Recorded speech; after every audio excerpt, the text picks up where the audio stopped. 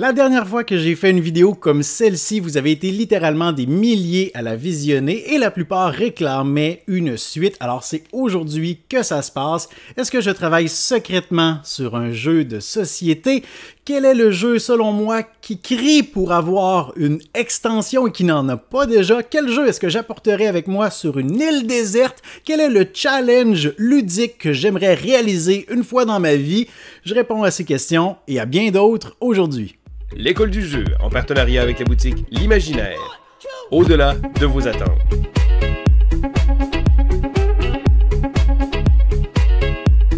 Hey, salut la gang, c'est JP pour l'école du jeu et aujourd'hui, cette vidéo fait suite à celle que j'ai publiée il y a de cela quelques semaines où je répondais aux questions que vous m'aviez envoyées. Et si jamais vous avez des questions pour moi, eh bien sachez qu'il n'est pas trop tard, vous pourrez trouver dans la description de la vidéo un lien sur lequel vous pourrez appuyer et vous n'aurez qu'à inscrire vos questions, me les envoyer et il me fera plaisir d'y répondre peut-être dans une troisième partie si ça vous intéresse bien évidemment. Alors aujourd'hui, je réponds à peut-être, je sais pas, une douzaine de questions que j'ai reçues. Vous aurez ma réaction en direct, je ne les ai pas nécessairement lues à l'avance. Avant de commencer, laissez-moi un pouce vers le haut, abonnez-vous à notre chaîne si ce n'est pas déjà fait, et maintenant, allons voir la première question.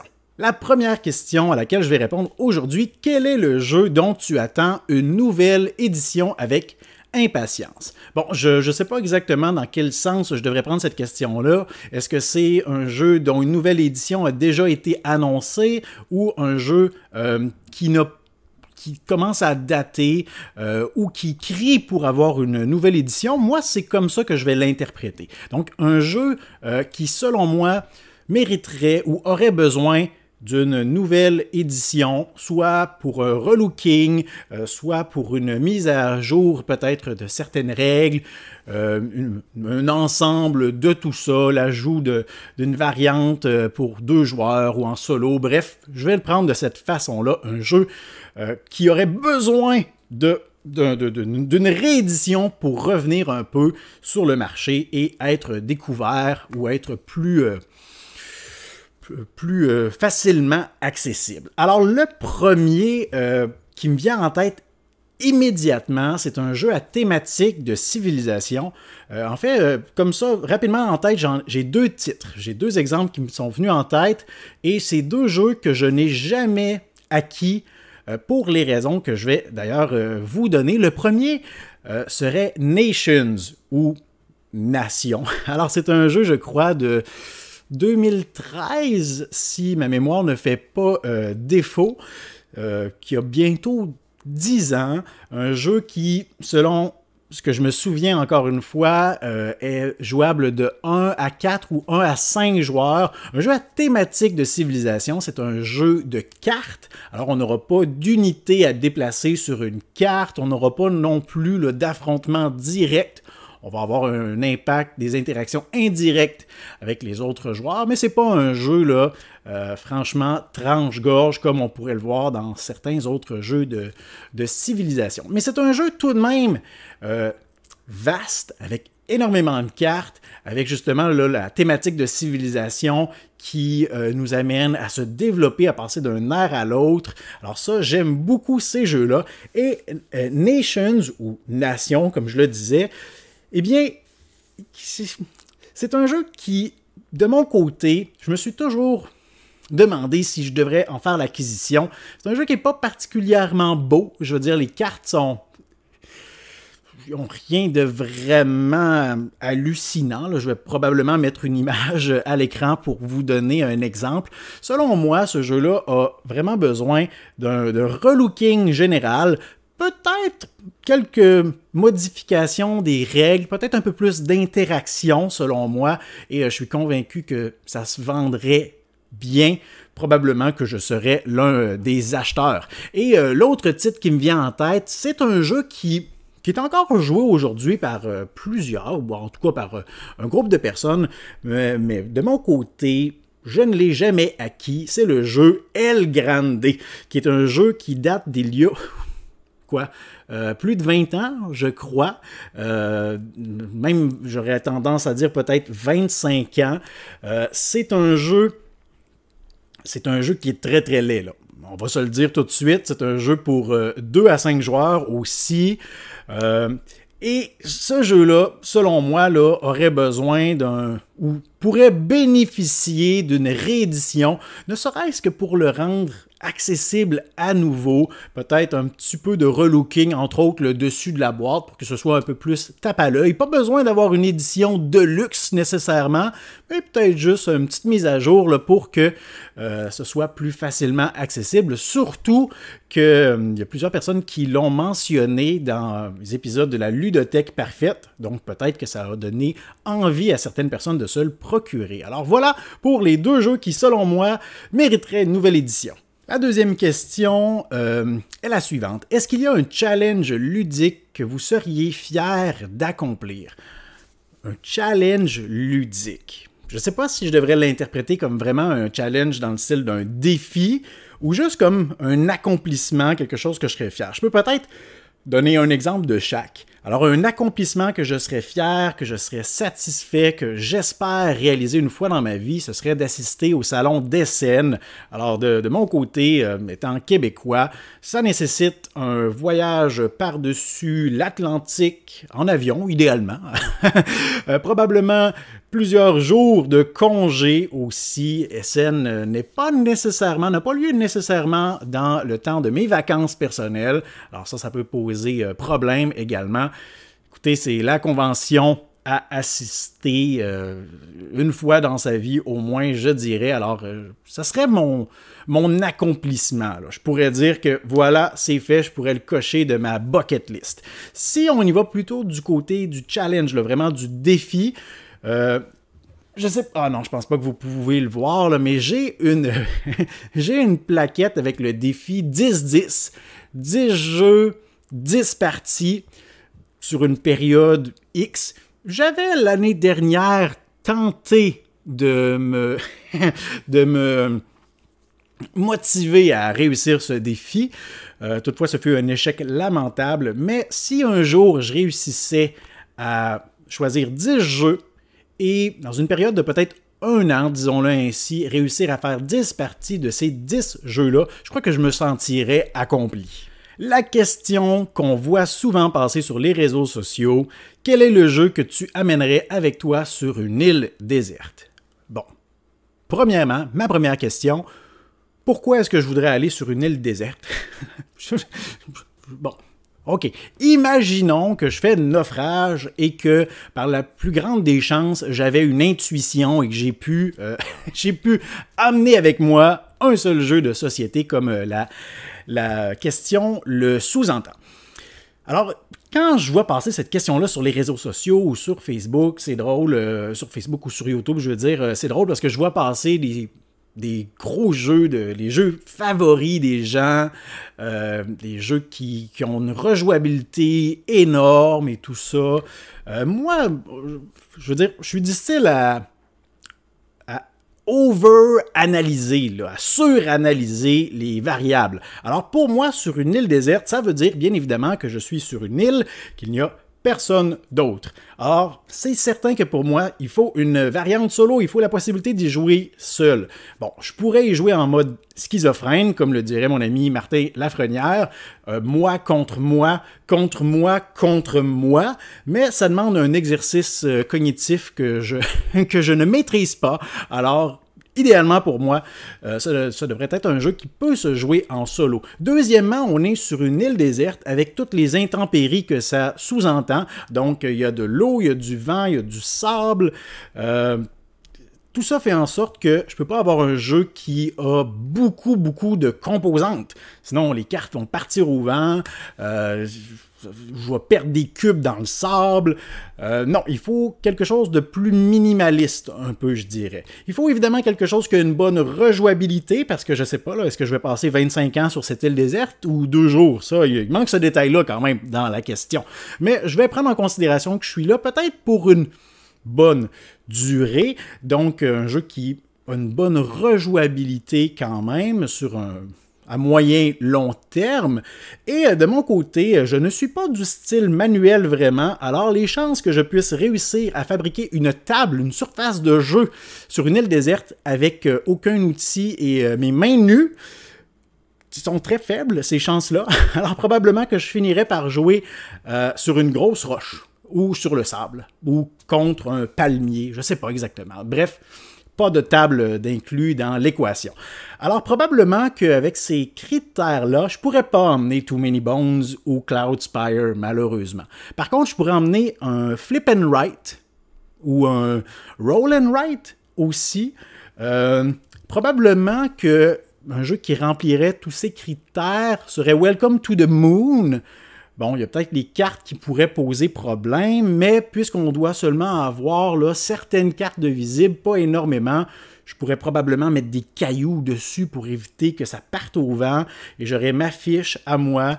Si jamais mon crayon manque d'encre, je pourrais écrire avec mon sang ou avec de la sève. Je me débrouillerais bien rendu là. Alors, ce serait probablement le type de jeu que j'amènerais avec moi sur une île déserte. Un Roll and Write ou un Flip and Write peut-être, comme Welcome to the Moon avec ses 8 scénarios différents, beaucoup de rejouabilité, pas énormément de matériel, une campagne qui est disponible en plus. Je pense que ce serait mon choix. Prochaine question. Tout de même intéressant, si on se met en gang, est-ce qu'on pourrait imprimer nos jeux au Québec ou au Canada à un prix raisonnable? Bon, là, c'est une question qui s'adresse plus au contexte Québec-Canada, mais la question se pose quand même pour l'Europe. Je sais que ça se fait du côté de l'Europe. Je ne peux pas vraiment donner d'exemple concret. Peut-être que vous, chers amis européens, pourrez dans les commentaires nous parler de maisons d'édition ou de créateurs qui fabriquent ou qui font imprimer leur matériel localement. Ce serait intéressant de voir qu'est-ce qui se fait de votre côté. Ici au Québec, je sais qu'il y a les éditions Momentum qui ont d'ailleurs récemment produit le jeu Golfi, qui vont jusqu'à aujourd'hui, du moins, là, je ne sais pas pour le futur, mais qui vont produire leurs jeux ici au Québec. Donc ça, c'est quand même une grande fierté, je crois. Ça montre que c'est possible de le faire. Est-ce que c'est rentable? Probablement. Je ne connais pas tous les détails. Peut-être que nos amis chez Momentum pourraient venir commenter pour nous donner un peu plus de détails sur qu'est-ce que ça représente vraiment comme effort et les contacts, tout ça. Mais je sais donc que c'est possible. Une question sensible, une question indiscrète qui parle d'argent. Quel est ton budget consacré aux jeux de société à chaque mois? Oh là là! OK, alors, il faut dire que je suis personnellement dans une situation un peu particulière. Je veux dire, honnêtement, depuis les peut-être 3 dernières années, je ne paye plus beaucoup de jeux de société. Et pourtant, j'en reçois allègrement. Alors, il faut dire qu'on a un partenariat avec les boutiques L'Imaginaire ici au Québec, donc avec qui on est très proche. On travaille vraiment, c'est pas juste comme un commanditaire qui nous donne de l'argent et nous, on met leur logo sur nos vidéos. On est vraiment impliqués avec eux. On a tenu des événements près de Gen Con, directement dans certaines boutiques. On a filmé des chroniques directement sur place aussi. On connaît bien la plupart des employés. Je pense qu'il y a au-dessus de 200 employés, là, mais on connaît beaucoup d'employés dans les boutiques qu'on fréquente le plus souvent. Donc, on reçoit certainement un montant mensuel d'argent de ce partenaire-là. Donc, je veux dire, déjà ça couvre beaucoup d'achats dans un seul mois. Ajoutez à ça les jeux qui nous sont envoyés pour des collaborations ou pour des contrats, donc de couverture d'un projet Kickstarter, d'un projet GameFound, pour expliquer les règles d'un jeu. Bon, peut-être dans la plupart des cas, ça représente seulement des prototypes. Parfois, suite à la présentation du jeu, on se fait offrir une copie finale de la campagne de sociofinancement une fois que le jeu va être produit, mais ça, on ne le sait jamais vraiment à l'avance. Donc, il y a ça aussi qu'on ne paye pas nécessairement. Bon, faut que j'arrête de dire « on », là, je parle pour moi, en fait. Sinon, je reçois aussi beaucoup de jeux de plusieurs éditeurs qui n'ont pas nécessairement d'attente de production de vidéos précise. Juste, on t'envoie ces nouveautés-là, essaye-les. S'il y a un jeu que tu aimes là-dedans, ben, libre à toi d'en parler. Alors, mon budget par mois, je dirais qu'il est entre... Si je fais une moyenne, là, je dirais qu'il est entre 0$ et 100$. Parce que la plupart des jeux que je veux, et là je dis pas ça de façon à m'enfler la tête ou quoi que ce soit, mais je peux les avoir gratuitement.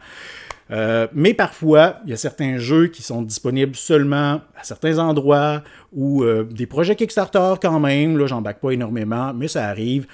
Alors par mois, ça arrive souvent que je ne dépense pas de mon argent personnel, mais que je vais profiter, je vais quand même bénéficier des différentes collaborations qu'on a, mais parfois, je peux me gâter un petit peu, puis là, ça ne me dérange pas de sortir mon argent personnel quand même. Là, je sais que je suis déjà assez gâté comme ça. Question super intéressante, à force de jouer à beaucoup de jeux de société, est-ce qu'il t'arrive encore d'avoir des surprises en découvrant de nouveaux jeux? Bonne question. Oui, vraiment. Dernièrement, quels sont les jeux pour lesquels j'ai eu de très bonnes surprises? Mille Fiori, je l'avais vu passer.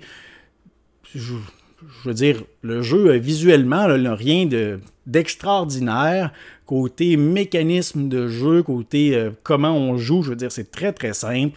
Mes attentes étaient presque nulles. Je me disais, bon, je vais l'essayer parce que je suis du genre à aimer ce style de jeu-là. Finalement, c'est vraiment, vraiment agréable. J'ai vraiment été surpris à quel point ce jeu-là feel ou comme on ressent dans ce jeu-là le même sentiment qu'on peut avoir dans un flip and write. Mais ici, on n'a pas l'aspect flip et on n'a pas l'aspect right non plus. Alors bref, ça a vraiment été une belle surprise pour moi. J'aime beaucoup là, comment les parties vont changer, le focus des parties va changer selon la configuration à 2 joueurs ou à 4.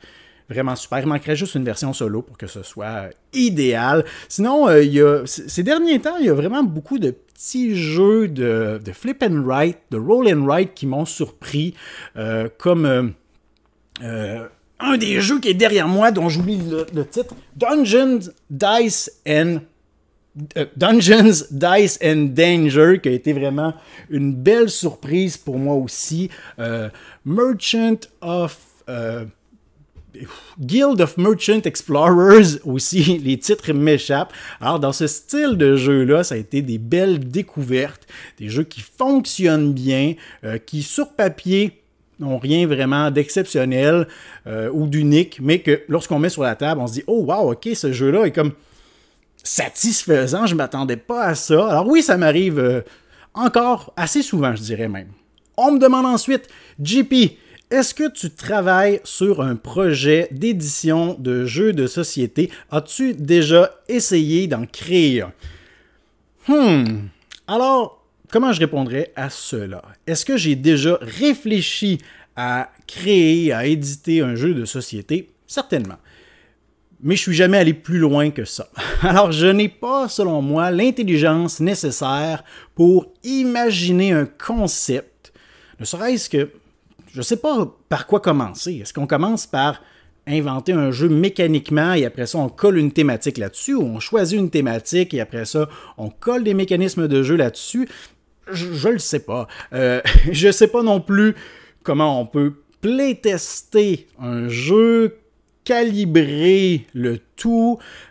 J'ai pas l'intelligence pour ça. Je respecte énormément les créateurs de jeux parce que moi, je vais apprécier jouer, mais créer, inventer, imaginer, tester, c'est vraiment pas ma tasse de thé. Je vais apprécier essayer des prototypes, donner mon feedback selon mes quelques expériences de jeu. Mais je me dis, le créateur a probablement fait des centaines de parties lui-même ou elle-même, a sûrement fait jouer plusieurs personnes autour de lui ou d'elle. Mon feedback est important quand même, mais je veux dire, de mon côté, là, je peux pas créer un jeu de société. Lorsque j'y pensais, moi, il y a vraiment une thématique qui m'attire et je crois pas avoir déjà vu des jeux avec une thématique comme ça. Et là, c'est sûr que mon background, mon arrière-plan d'enseignant, il vient pour quelque chose. C'est un jeu de gestion d'une école avec comme des hiérarchie, des directions, des enseignants, la gestion des élèves, les troubles de comportement, les récréations, les matières enseignées. Il me semble que ça serait un jeu qui me plairait. Et à ce moment-là, je réfléchissais vraiment à comment je pourrais comme imbriquer tout ça. Et lorsque j'ai commencé à trop y réfléchir, j'ai eu des migraines. Alors, j'ai mis ça au placard et ce n'est jamais allé plus loin que ça. Et finalement, je vais terminer avec une question qui ressemble un peu ou qui me fait penser à l'une des questions à laquelle j'ai répondu en début de vidéo. Quel est le jeu qui n'a pas d'extension, mais qui, selon toi, en mériterait vraiment une? La réponse est facile. C'est le jeu Elysium. Elysium, ça a fait jaser, ça a fait parler énormément il y a de cela plusieurs années, parce que c'est un jeu qui ne date pas d'hier quand même, sans être excessivement vieux non plus, et qui a aussi fait parler, je crois, plutôt récemment. C'est un excellent jeu qui est très haut classé quand même là, dans mon top des meilleurs jeux sur la planète. Je crois avoir fait une vidéo justement pour présenter le jeu, à quel point je le trouvais excellent. Je vais mettre le lien à quelque part à l'écran si ça vous intéresse et si vous ne connaissez pas ce jeu, ne serait-ce que la thématique des panthéons, de la mythologie grecque. Le fait qu'on a, je pense, 7 ou 8 divinités différentes, Arès, Hadès, Poséidon, Zeus, Artémis, Hermès, et qu'à chaque partie, on va seulement choisir les cartes de, je crois, 5 de ces divinités qu'on va mélanger ensemble. Ça va faire notre gros deck de cartes. Chacune des divinités a des focus différents. C'est vraiment, vraiment génial. On va se créer comme une espèce de machine pour faire des points, mais à un certain moment donné, durant la partie, on va devoir déconstruire cette machine-là pour ramener les cartes dans notre Elysium, qui est l'endroit où ces cartes-là nous rapporteront des points en cours de partie. Le jeu de base est vraiment exceptionnel. Mais ce jeu-là crie pour une extension, pour avoir de nouvelles divinités, peut-être de nouveaux mécanismes de jeu, peut-être un deuxième plateau, des nouvelles choses à gérer. Il y a vraiment, vraiment beaucoup de place pour une extension avec ce jeu-là, je vous le dis. Il y a eu une illumination dans ma tête quand j'ai lu la question. C'était la seule réponse que je pouvais donner. Et c'est une question d'édition, de demande aussi. Ça fait, comme je le disais, beaucoup jaser, principalement sur Trick Track. Aux dernières nouvelles, je crois avoir lu quelque chose comme quoi il y aurait une lueur d'espoir. Mais est-ce que ce jeu aura vraiment une extension un jour? Rendu là, je ne peux qu'avoir les doigts croisés. J'ai bien peu de poids dans la balance, mais je l'espère sincèrement. Alors voilà pour ce qui est de cette vidéo. Ça me fait toujours plaisir de répondre à vos questions. Comme je le disais au début de cette vidéo, vous pouvez m'envoyer vos questions. Il n'est pas trop tard. Le lien se retrouve dans la description. Vous n'aurez qu'à appuyer sur celui-ci et m'envoyer les questions de votre choix. Il me fera plaisir d'y répondre. Si une troisième partie vous intéresse, bien évidemment, vous pourrez me laisser savoir dans la section commentaires. Et n'hésitez pas à me donner votre feedback, votre avis sur certaines questions aussi. Quel est selon vous le jeu qui mériterait une nouvelle édition ou qui n'a pas d'extension et qui en mériterait une? Si vous êtes à l'aise, vous pouvez même dévoiler quel est votre budget mensuel de jeux de société, le jeu que vous amèneriez avec vous sur une île déserte en prenant en considération les critères que j'ai mentionnés. Ça me fera plaisir de vous lire et n'hésitez pas à répondre et à surenchérir sur les commentaires des autres. En terminant, je vous dis merci pour votre écoute. À la prochaine.